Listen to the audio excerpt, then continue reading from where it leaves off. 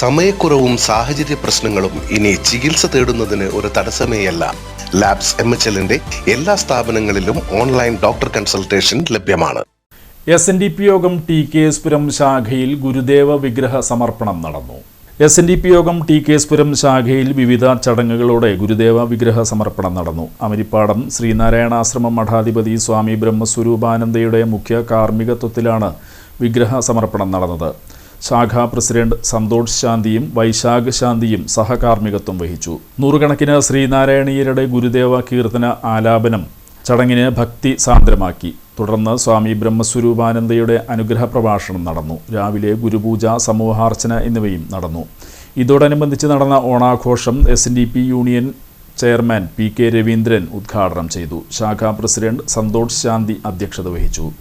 Union administrative committee അംഗവും youth movement സംസ്ഥാന joint സെക്രട്ടറിയുമായ Dinil Madhav, union administrative committee അംഗം Dilshan Kottekkat, MK Thilakan, youth movement union president KS Sivaram, ശാഖാ സെക്രട്ടറി ഷൈജ ഷാജി, യൂണിയൻ മുൻ കൗൺസിലർ NY അരുൺ, ആഘോഷ കമ്മിറ്റി chairperson Sheeba Shaji, convener Sathyan KV എന്നിവർ സംസാരിച്ചു.